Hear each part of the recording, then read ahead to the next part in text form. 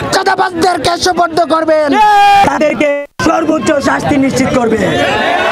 এমন আর সাদা দেওয়া লাগে না, সাদা নেয় না, এখন ভালো লাগে। দেখেন এগুলো দিতে হচ্ছে না, আমরা অনেক শান্তিতে আছি।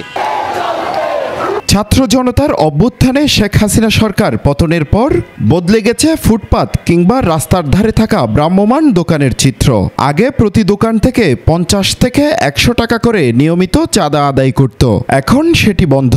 ফলে স্বস্তি ফিরেছে এইসব ক্ষুদ্র ব্যবসায়ীদের মাঝে। রাস্তার ধারের ফল বিক্রেতা বাবু মিয়া 6 থেকে 7 বছর ধরে ফল বিক্রি করেন নিউ মার্কেট এলাকায়। সরকার পতনের আগে বিভিন্ন জনকে দিতে হতো চাঁদার টাকা, এখন চাঁদা দিতে হয় না বলে আছেন স্বস্তিতে। 7-8 বছর ধরে দোকানদারি করি, কিন্তু আগে চাঁদা মাদা দেওয়ান লাগছে 100-200 টাকা, 150 টাকা, 50 টাকা। এমন আর চাঁদা দেওয়া লাগে না, এমন আল্লাহ দিলে ভালো সুখে আছে। শুধু এই ফল বিক্রেতা নয়, স্বস্তিতে আছেন অন্যান্য ক্ষুদ্র ব্যবসায়ীরাও। আগে এখানে দোকানদারি করলে আমাদেরকে চাঁদা দিতে হতো, আশা করি এখন আর চাঁদা দিতে হচ্ছে না। যে টাকা আপনার আগে সংসারের যোগান দিতে পারতেছি, এখন ওই চাঁদার টাকা দিয়ে আলহামদুলিল্লাহ এখন ভালো আছে। এখন সাদা নেয় না, এখন ভালো লাগে। আগে কিন্তু চাঁদা দিতাম 50-60 টাকা করে, না দিলে কিন্তু অনেক জুলুমি করতো, অনেক রকম কথা বলতো ওরা, কিন্তু এখন এগুলো দিতে হচ্ছে না, আমরা অনেক শান্তিতে আছি। ভাই আগে এখানে ব্যবসা করতে হলে চাঁদা দিতে হয়, পুলিশকেও চাঁদা দিতে হইতো, এখন আর সেটা দেওয়া হয় নাই, এখন আমরা শান্ত আছি। এখন দিতে হচ্ছে না তো, আগে দিতে হতো, এখন দিতে হচ্ছে না, এখন কেউ আসে না তো টাকা নেওয়ার জন্য। যারা এখানে চাঁদা আদায় করত সেই লোকগুলো এখন হাওয়া, নাই নতুন কোনো চাঁদাবাজও।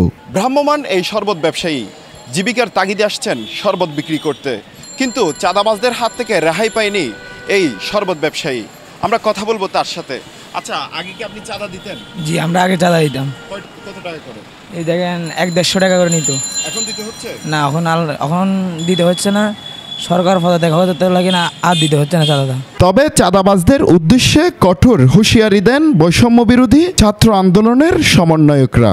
চাঁদাবাজদেরকে সোপর্দ করবেন, প্রশাসনকে ছাত্র সমাজ বৈষম্য বিরোধী ছাত্র আন্দোলন সবসময় সহযোগিতা করবে।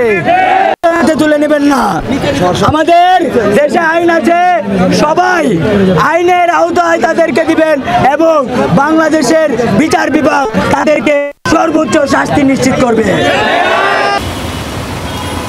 ক্ষুদ্র এই দোকানদাররা বলছেন, শেখ হাসিনা সরকার পদত্যাগের আগে বিভিন্ন জনকে দিতে হতো চাঁদা, শেখ হাসিনা সরকার পদত্যাগের পর থেকে দিতে হচ্ছে না কোনো ধরনের চাঁদা, তাই তারা এখন সকলে আছেন স্বস্তিতে। ক্ষুদ্র এই ব্যবসায়ীরা চান কোনো ধরনের চাঁদা না দিয়ে তারা ব্যবসা চালিয়ে যেতে, তাই সংশ্লিষ্ট কর্তৃপক্ষের কাছে বিনীত অনুরোধ করছেন যাতে ভবিষ্যতে কোনো ধরনের চাঁদা দিতে না হয়। চট্টগ্রামের নিউ মার্কেট মোড় থেকে হোসাইন আব্বাস, বাংলাধারা।